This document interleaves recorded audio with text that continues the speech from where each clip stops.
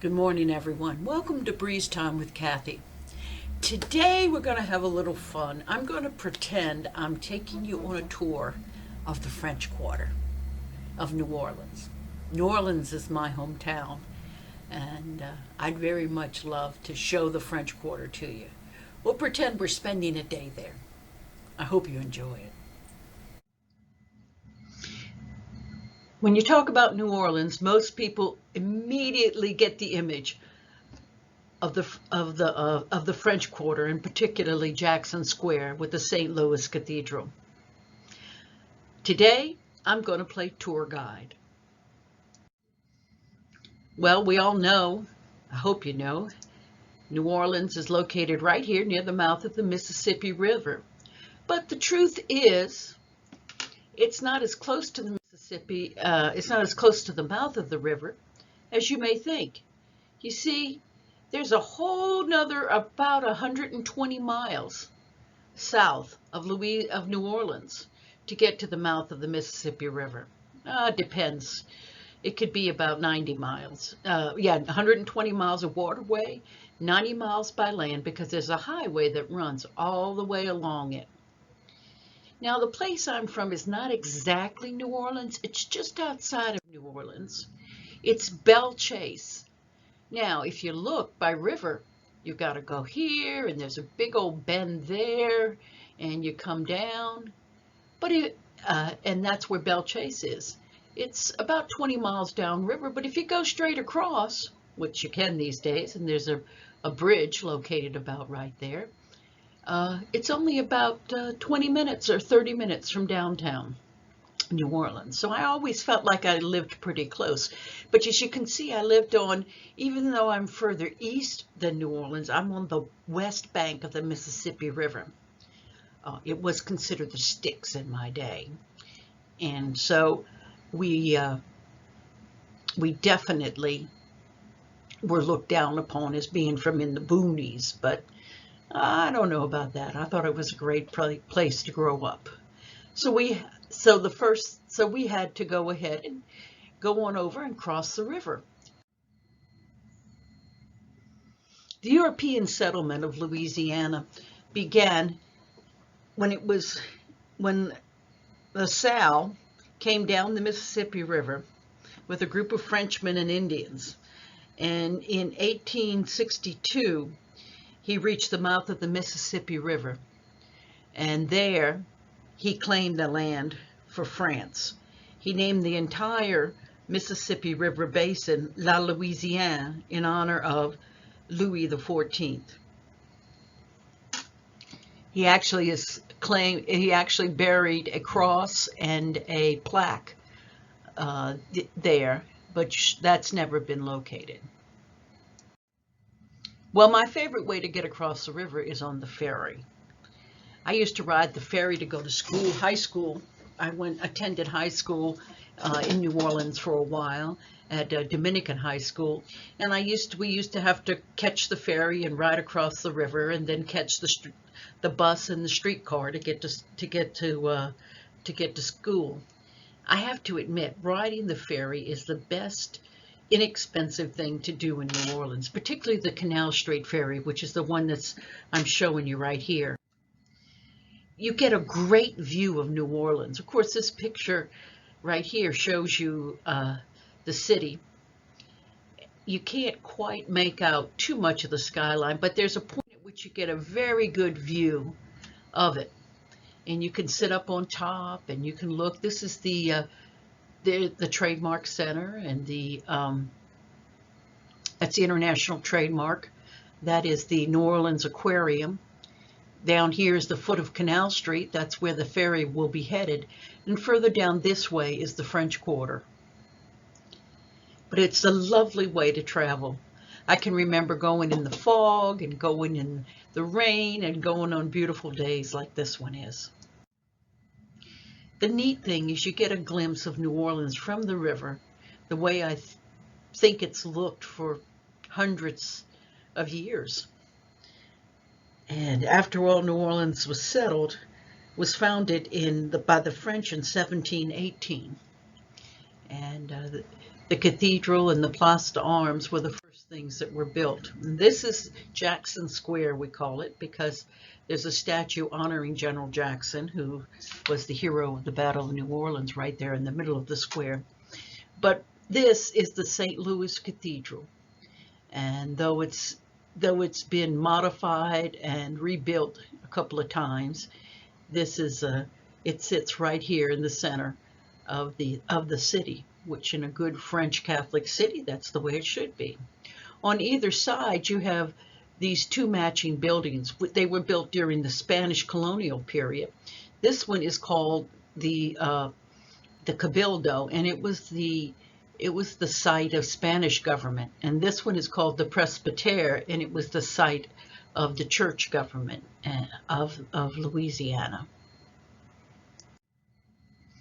Here's a plan of New Orleans, and as you can see, it was laid out in a very European style with ramparts or all the way around, and the streets are all straight on a grid pattern with the parade ground in front and facing the Mississippi River.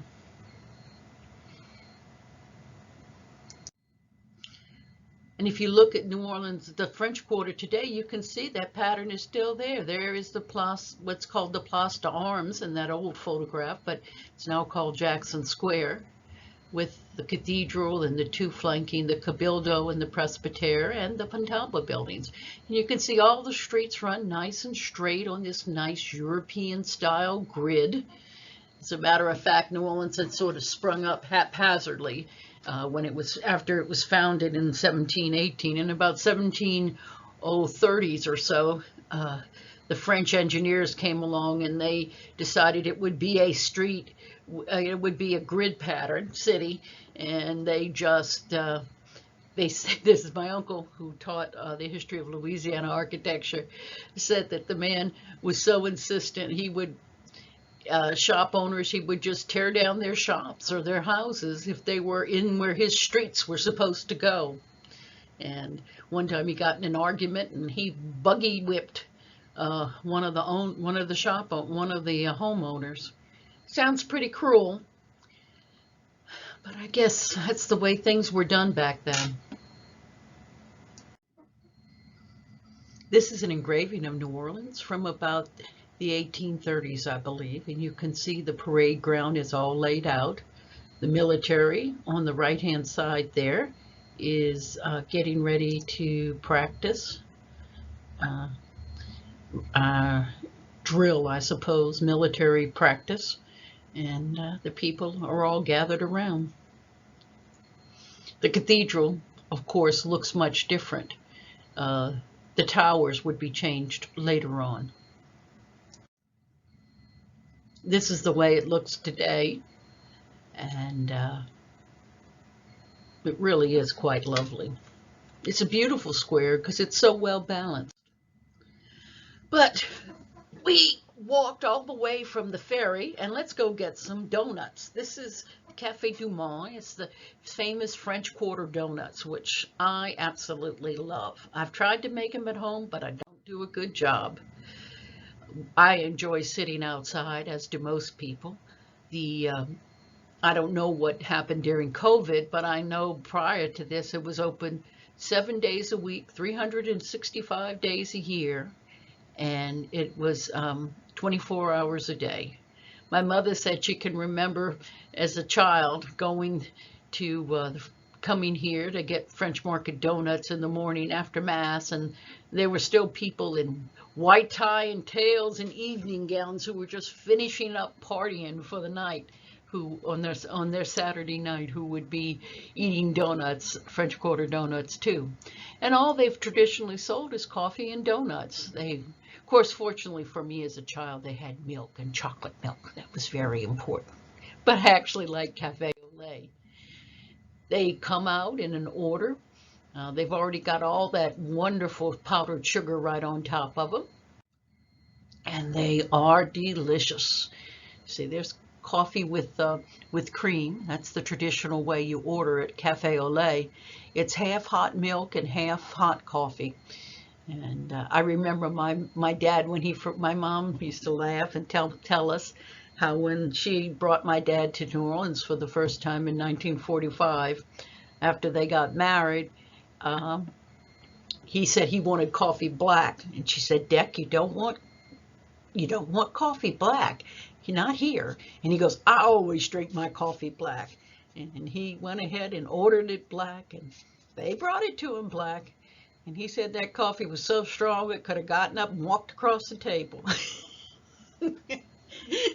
It's the only time my dad drank cafe au lait is when he went to the French market. But these donuts are just the best. Oh, I can imagine. But this is the best way for me to enjoy it because unfortunately I'm diabetic now. And if I were there in New Orleans, I'd probably binge on them. But we're going to pretend binge virtually anyway. Well, let's go back out to Jackson Square and we'll take a look around.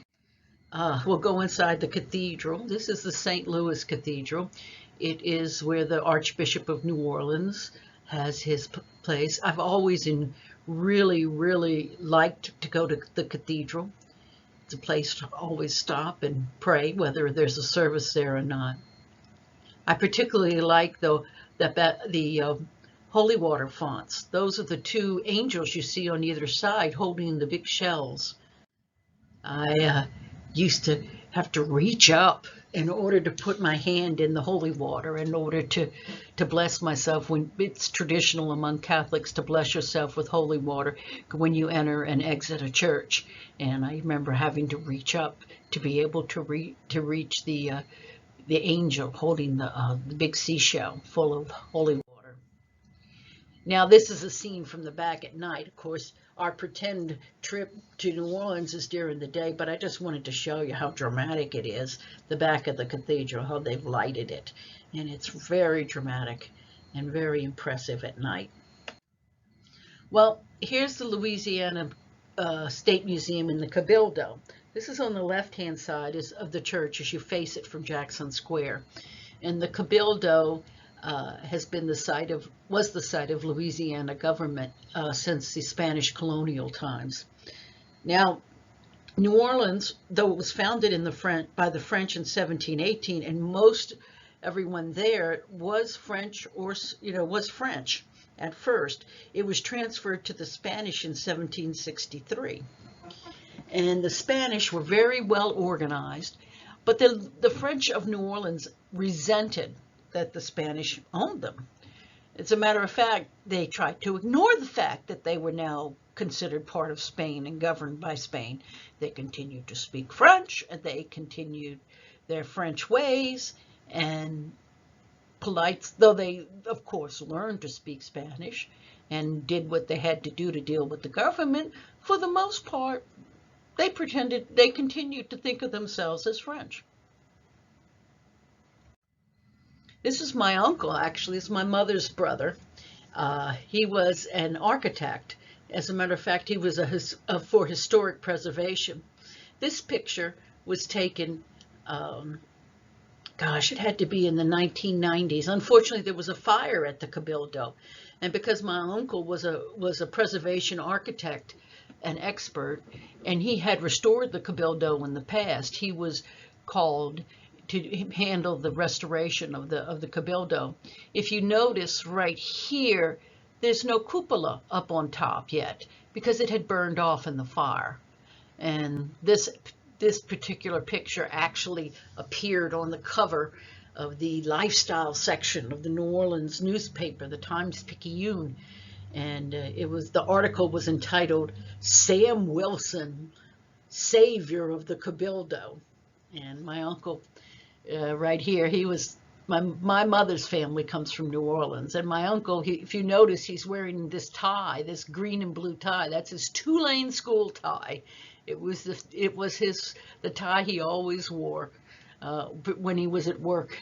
He loved to wear his Tulane colors because he graduated from Tulane with a degree in architecture when he was 17 years old. He was quite considered a prodigy at the time, and he did quite well. Anyway, he was someone who was a leader in Louisiana preservation. He founded the Louisiana Landmark Society.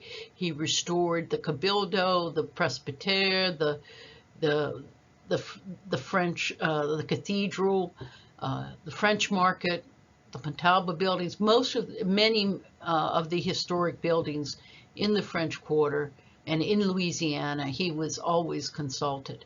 He also founded several other preservation societies like Save Our Cemeteries and Louisiana Historical Society, Louisiana Landmark Society. And though he had an active architectural business, he also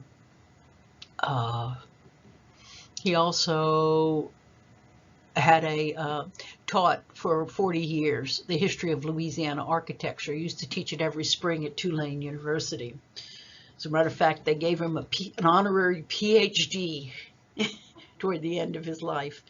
He was quite proud of his honorary PhD from Tulane, and he was quite prominent. As a matter of fact, when the first ladies visited, I think Miss Nixon, Mrs. Nixon and Lady Bird Johnson both. He was their personal tour guide on a tour of the city. He'd been vetted by the Secret Service. I remember I was a child when that happened. Very interesting person, and I adored him. Well, let's move on. So this is the Cabildo. This is if you're standing under the front portico. You can see how it could easily be fortified if necessary at the time. And I can remember visiting there when I was a child, when I was in the 8th grade. In the 8th grade in Louisiana, you study Louisiana history. So our field trip that year was to go to the French Quarter, and we went to the Cabildo. And the reason I'm showing you this rather old photograph is because the steps have been covered, but these steps are marble. And I can remember at the time I went up them, they had been worn, the marble had been worn, and the treads in places were very thin. And it impressed me so dramatically how many people had walked up those stairs ahead of me. I was in the 8th grade. Another thing that impressed me dramatically was the wonderful reproduction of this painting of Napoleon. It is huge. It's got to be like 12 feet tall or something like this. And I was at, 12 or 13 years old. I was horse crazy, and I thought that horse was the most beautiful horse I'd ever seen. The only thing I resented was, why does the horse's eye look like he's kind of wild? It must be because Napoleon's being mean to him. I was not as impressed with Napoleon as I was with the horse. This is up front. As you can walk down here. These are the original floors that were restored. And if you look out, you're looking onto Jackson Square. Straight ahead is the side of the cathedral. Right here in this room is where the Louisiana Purchase was signed in the United States. And that was a big deal for Louisiana, for the nation, for the whole United States. What happened was, though Louisiana had been founded in 1718 by the French, they were absolutely thrilled when it was transferred back to France in 1803. The French people celebrated, and they were excited and to be part of France again. Napoleon, they had belonged to the Spanish since 1763, and there were celebrations in the streets, and they raised the French flag over the Place d'Armes, and then, as legend says, Napoleon, this is from the Wax Museum, another place I went on my 8th grade field trip, had the history of New Orleans. This is supposed to be Napoleon. He decided that he would sell Louisiana rather than try to protect it as part of his empire and take the money and continue to conquer Europe. It was his plan. And that's pretty much what he attempted to do. But the legend has it he was sitting in the bathtub when he decided to do that. So the French flag went up, and about less than a month later, there's another. The American flag goes up over the Place d'Armes right there, and everybody, all the French citizens of Louisiana groaned and moaned. But already in Louisiana, it was such an important trading position, being there at the mouth of the Mississippi River. And you remember much of the upper Mississippi Valley did belong west of the, up to this time, east of the Mississippi River, all belonged to the United States. West of the Mississippi River belonged to France, and that's what they had. As a matter of fact, this was from a cartoon. A very famous New Orleans editorial cartoonist was John Chase, and he shows one day in 1803 the United States was this, and the next day it was this. And he did this in 1953, and the United States more than doubled in size. But actually, Jefferson had asked his ambassador to talk to Napoleon about just purchasing New Orleans, but Napoleon offered them the whole thing, and quite wisely Jefferson bought it, and the United States doubled in size. But the French citizens of Louisiana were not that happy. However, life went on. Now, as we walk around Jackson Square, well, it's always, of course, COVID, I'm sure, has changed it, but we'll pretend that it isn't COVID. I mean, after all, we're pretending. We might as well pretend it's a beautiful day, and COVID is completely gone, and we're enjoying the day. And you can see we're out in front of the cathedral. It's been closed to be a pedestrian mall, and it is well used by that. As you look down from above, as I said, here we have the cathedral, the Cabildo, the Presbytere. Now these two buildings look identical. They're red brick row apartment houses, or row apartments, and they were built by the Baroness Pontalba. And that is one of the things that I always thought gave Jackson Square such beauty, because here you have this lovely symmetry with these red brick buildings flanking the sides, and the Cabildo and the Presbytere.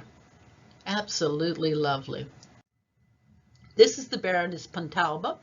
She actually had been an almonaster before that. Her father was one of the great wealthy patrons of early New Orleans, and she was very wealthy herself, and she's the one who built the Pontalba buildings, which I believe are considered the first apartments in the United States. And this is what they look like. They have the nice uniform look to them. And they also have this wonderful cast iron balcony. Now the thing is that in each section she has her monogram. I don't know if you can see it, it's hard to see. But here is the A for Almonaster, which was her maiden name, and here's the P for Pontalba, which is her married name. She was quite a woman. She oversaw all this herself. She climbed up and down ladders. She checked the workmen's work and made sure it was up to standard. And that was what she did. It is said that she had a crush on, or was infatuated with Andrew Jackson. And so when after the Battle of New Orleans, she met him during his preparations in defense of the city of New Orleans during the Battle of New Orleans, which took place in 1815, which was the last battle of the War of 1812. It was actually fought 6 weeks after the peace were signed, but news traveled so slowly that nobody knew a peace treaty had been signed. So the British attacked just south of New Orleans, and he defended it, and I'll talk more about that. But apparently the Baroness Pontalba, rumor has it, became infatuated with him. And it is unknown whether he returned her affection or not. Most people say not. But she had the last because she made sure that his statue, his equestrian statue here, faced her apartment in the Pontalba buildings. So she woke every morning to see him doff his hat to her. Well, the front of the Jackson Square is just a wonderful place. Jackson Square, we could spend most of the day here, to be quite honest with you. There's so much to do. There's all these artists, and there is all different kinds of art represented as you walk around. They hang their art on the fence around Jackson Square on this big cast iron. Yeah, I believe that's cast iron. I can't tell what's cast or wrought iron. Wrought iron is mostly straight. That is wrought iron. And it is then the iron, it comes in straight long bars and then is hammered into shape, whereas cast iron is poured into a mold, and that's why wrought iron tends to have simple straight shapes to it. And this is you can watch the artist's work. Many of them, in order to display here, they have to do a certain percentage of the artwork that they sell there in the market, in the open air itself. And it's always nice to look at all that. There's music, always music in New Orleans. A lot of street musicians perform. Jazz, of course, is the music that is most often that you'll hear. And it can sometimes get really interesting, and you can sit and listen. If you're a nice person, you'll put a little money in their bucket. But my favorite thing, music to share at Jackson Square, was Christmas caroling. We used to go by we would all go over there. Of course, this is horrible for COVID, I suppose, but we would go over there and we'd be given candles and all the Christmas carols, and we'd all sing. The square is filled with people. Not inside Jackson Square, inside all the streets that are surrounding it, and everyone has candles and everyone is singing. It really was my favorite thing to do. Well, I've been managing to talk for almost 30 minutes already. So I'll tell you what we'll do. Why don't we pause right here and we'll continue next week, okay? And, well, next week we'll continue our journey through the French Quarter, our visit to the French Quarter, and I hope you can join me. Until next time, God bless.